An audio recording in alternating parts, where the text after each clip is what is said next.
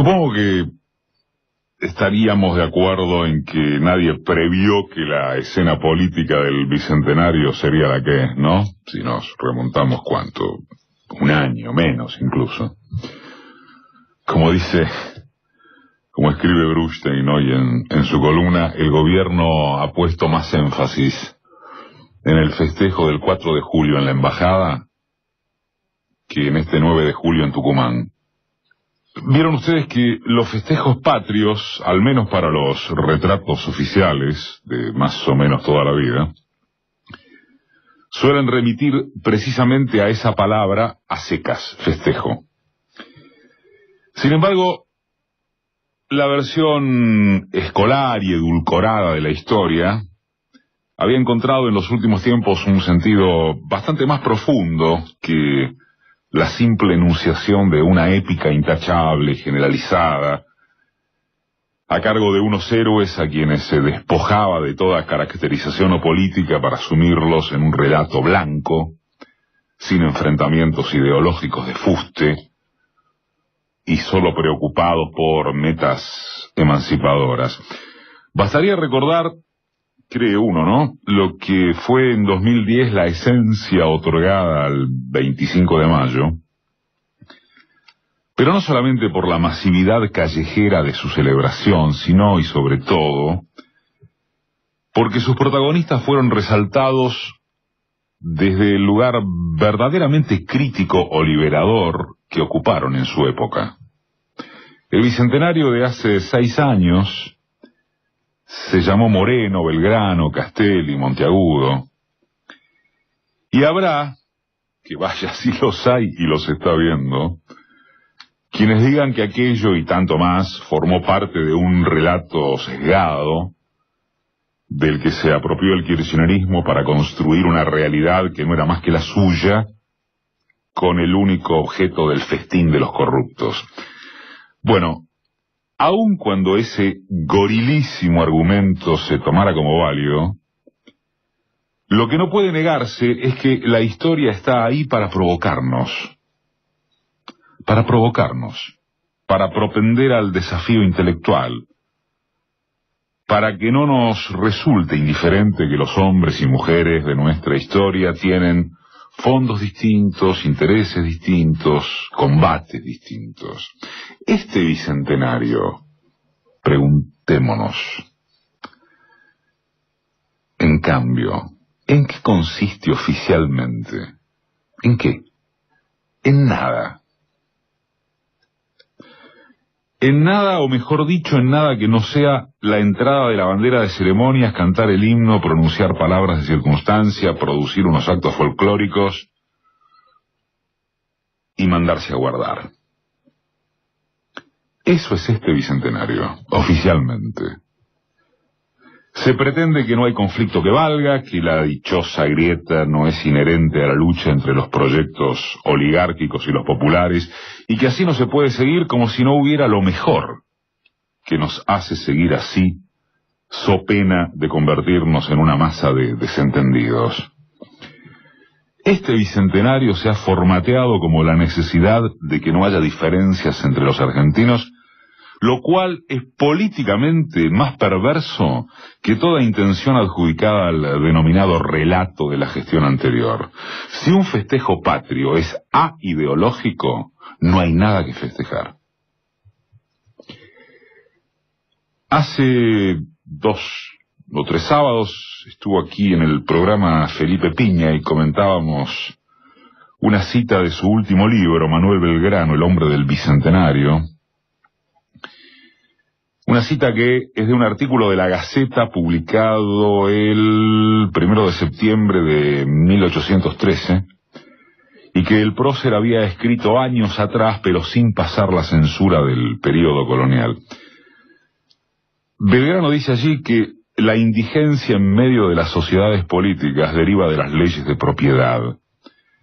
De esas leyes resulta que se han elevado entre los hombres 2 clases muy distintas.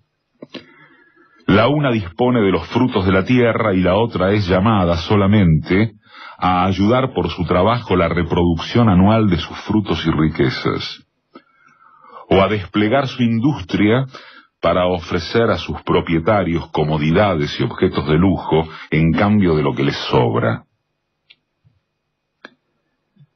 Los socorros que la clase de propietarios saca del trabajo de los hombres sin propiedad les parecen tan necesarios como el suelo mismo que poseen.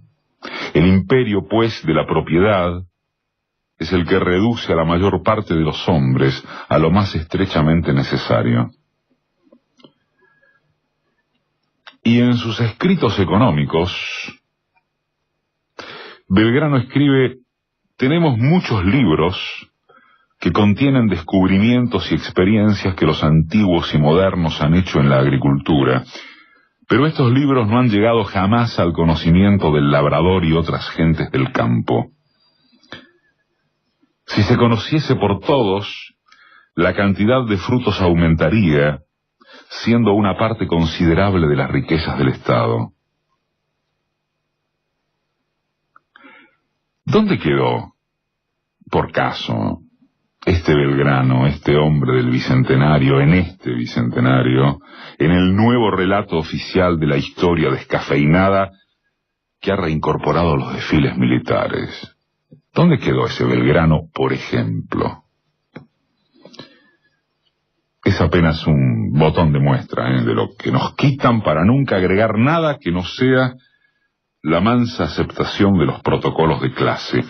Ya nada debería ser disruptivo en el nuevo manual de la gente pro, ensimismada con el anti.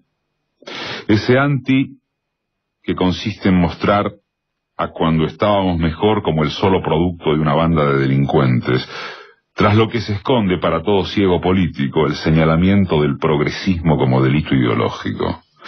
Vean las novedades de esta semana, algunas de ellas. Veámoslas, en el sentido de desde dónde se estimula aquello de la grieta que es inherente.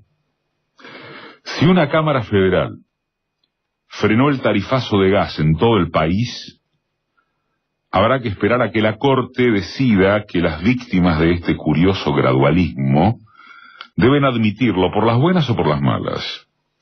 La Corte avalará los tarifazos, no les cabe ni la más mínima duda, no les quepa. De este martes o más adelante, probablemente sea en agosto. Pero lo avalará.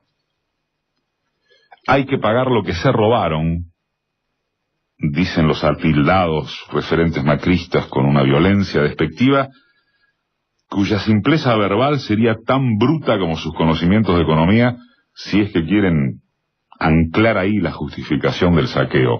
Pero no es eso, no son brutos, son brutales.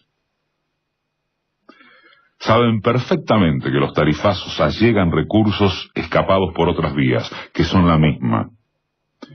Quitaron todas las retenciones al complejo agroexportador, con la salvedad gradual de la soja, liberaron el mercado de cambios, permitiendo una fuga de divisas fenomenal, desataron una luz de importaciones que está liquidando todo el esfuerzo de los últimos años para reconstituir el mercado interno. ¿De dónde van a compensar semejante agujero producido para beneficiar a los sectores del privilegio? El verso perpetuo para sostener esta avanzada es el de la copa de los ricos que derramará hacia abajo. La verdad es que da pudor reiterarlo, pero sería vergonzoso no hacerlo por buscar originalidad analítica. Están sacados y sacando de abajo y del medio porque confían en tres cosas. A, que la imagen del pasado reciente, estructurada con la ofensiva mediático-judicial, es todo lo fuerte que debe ser como para que a nadie se le ocurra pensar en más que la herencia recibida. B, que una pobrísima recomposición del poder adquisitivo, pero recomposición al fin, gracias al impacto de paritaria, junto con alguna inyección de fondos por la denostada obra pública, les dé margen de resignación social. Y C, que la estampida política opositora, con el peronismo astillado en por lo menos 3 fragmentos, les permita seguir dibujando impresión de ser única alternativa. Y claro, la ausencia de un liderazgo combativo, en atención a C, o el hecho de que el único existente, que es Cristina, esté refugiado a la defensiva, amplía las posibilidades o los aires triunfalistas del bloque dominante. Se advierte reacción social, sectorial, vecinal. Lo de los tarifazos es un ejemplo, pero al no tener correlato político es inorgánica. Y el horizonte gremial, aunque cada tanto muestra las fauces, también favorece al gobierno. En esta semana se cerró el reparto de fondos para las obras sociales sindicales, y eso amanairá los reclamos, porque ya se sabe que la muchachada de la CGT es muy sensible al estado de la caja, en primer lugar. Si hubiera una contracorriente adversa con dirección política sería diferente, pero no la hay. Estos días dejaron asimismo la imagen horripilante de una patota que entró a la redacción del periódico Tiempo Argentino, cooperativizado por sus trabajadores, destrozando sus instalaciones. La policía acompañó a los bandidos, no virtual, sino concretamente. Más que ninguneado por los medios hegemónicos, el hecho fue descrito como la consecuencia de un mafioso que se habría alzado con los restos del grupo Spolsky-Garfunkel, cual efecto, a su vez, de los pandilleros empresariales en quienes el kirchnerismo depositó la construcción de su relato. Si una observación de esa naturaleza, que tiene aspectos ciertos, se impone sobre la condena y el espanto liso y llano, quiere decir que el odio y la sed de venganza son más potentes. Lo único que faltaba era que se sumara Macri, calificando a los integrantes de la cooperativa por más tiempo como usurpadores. Y Macri lo hizo, lo dijo.